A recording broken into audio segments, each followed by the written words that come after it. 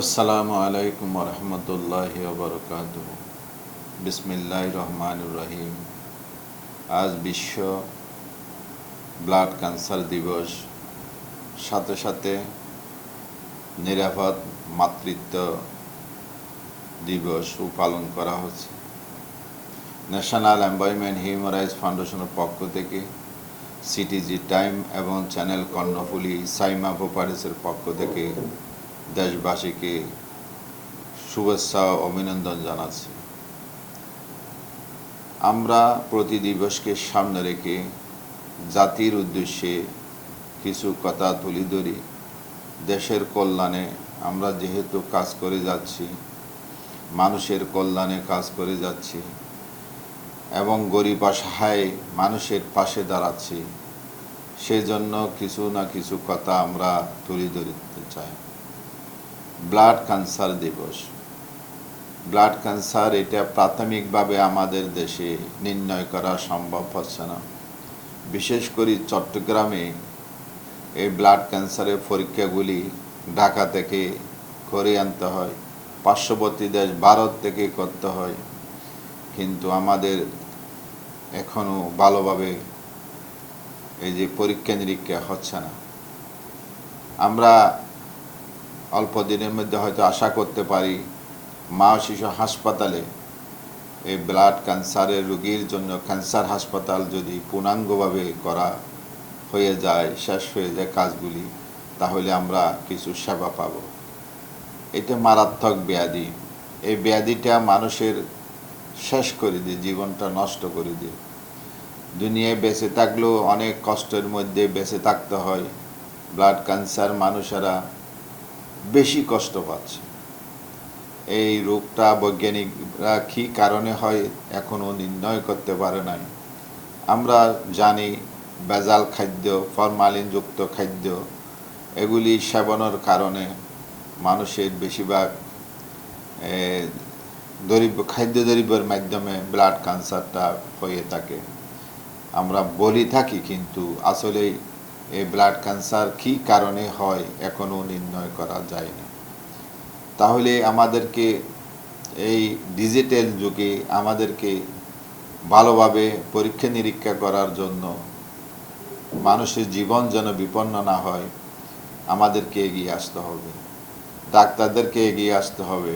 আমাদের চট্টগ্রামে এখনও ভালোভাবে এই যে হাসপাতালগুলিতে ক্যান্সারের সেবা ক্ষেত্রে অনেক দূর এখন পিছিয়ে আছে।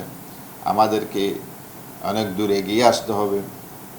দরকার প্রয়োজন হলে বিদেশ থেকে সাহায্য নিয়ে, যে ডাক্তারদের পরামর্শ নিয়ে আমাদেরকে এগিয়ে আসতে হবে।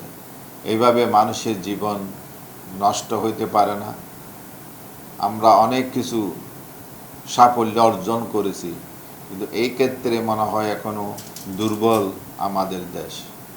তাই আমরা মনে করব ক্যান্সার এই রোগীদেরকে বাঁচানোর জন্য আমাদেরকে এগিয়ে আসতে হবে। আমরা সরকারের পাশাপাশি আমরা যারা মানবাধিকার এবং মানুষকে সেবা দেওয়া সেবা সংস্থাগুলি কাজ করে যাচ্ছে, তাদেরকেও এগিয়ে আসতে হবে, পরামর্শ দিতে হবে। যেখানে সম্ভব সেখানে আমাদেরকে নিজের স্বনির্ভরতা এনে আমরা আমাদেরও কিছু করণীয় আছে কিনা আমাদেরকে সেই ভেবেচিন্তে কাজ করার জন্য অনুরোধ জানাচ্ছি। আজকের এই মহান দিবসে আমরা চাই একটি সুন্দর সমাজ, মানুষের জীবন যেন নষ্ট না হয়, প্রতিটা রোগের চিকিৎসা যেন বাংলাদেশে পায়, সেই আশাটুকু রাখতে চাই। সাথে সাথে গর্ভে অনেক সন্তান, অনেক মা মারা যাচ্ছে। আমাদের ডাক্তারেরা বেশিরভাগ ক্ষেত্রে দেখা যাচ্ছে বিশ্বের বিভিন্ন দেশে নর্মাল ডেলিভারি করার জন্য চেষ্টা করা হয়, কিন্তু আমাদের দেশে ভিন্ন। আমাদের দেশের সাথে সাথে এই যে হাসপাতালগুলিতে, ক্লিনিকগুলিতে অপারেশনের মধ্যে বাচ্চা ডেলিভারি নেওয়া হয়, কিন্তু এটা মায়ের যেমন ক্ষতি হচ্ছে, তেমনি একটা তার পরিবারেও ধ্বংস হয়ে যাচ্ছে।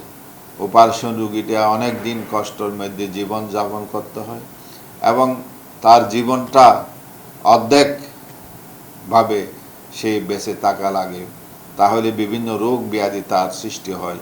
তার অপারেশনের মাধ্যমে যেহেতু হচ্ছে এই বাচ্চাটা, তাহলে যেই পরিপূর্ণতাও অভাব থেকে যাচ্ছে। তাই আমাদের দেশের এই মাতৃত্ব দিবসে আমরা অনুরোধ করব, যারা গাইনি ডাক্তার আছে টাকার লোভে না পড়ে সাথে সাথে অপারেশনের যে ব্যবস্থাপনা আপনারা করতেছেন এটা বন্ধ করা হোক। বিশ্বে যেভাবে সহজ ডেলিভারি সিস্টেম চালু আছে, সেই ব্যবস্থাপনা আমাদের দেশেও এই যে পরিচালনা করার জন্য সরকারকে অনুরোধ জানাবো, স্বাস্থ্য বিভাগকে অনুরোধ জানাবো। এই যে সাথে সাথে এই যে অপারেশন করা একটা মানুষের জীবন নষ্ট করে দেওয়া, একটা ভালো মানুষের জীবনটা নষ্ট করে দেওয়া। তাই অনুরোধ করব, এই মাতৃগর্ভে যারা ডেলিভারি ক্ষেত্রে সাথে সাথে অপারেশন না করার জন্য টাকার লোভে পড়ে অনেকেই অপারেশন করে ফেলে, এটা যেন না হয় সেই দিকে লক্ষ্য রাখার জন্য আমি স্বাস্থ্য বিভাগ এবং স্বাস্থ্যমন্ত্রীকে অনুরোধ জানাবো। আমরা সাথে সাথে ক্যান্সার এবং মাতৃত্ব দিবসকে সবাইকে আবার ধন্যবাদ জানাই এবং আমরা সচেতন হওয়ার জন্য অনুরোধ জানাই। আমরা আমাদের বক্তব্য এখানে শেষ করলাম। আল্লাহ হাফেজ।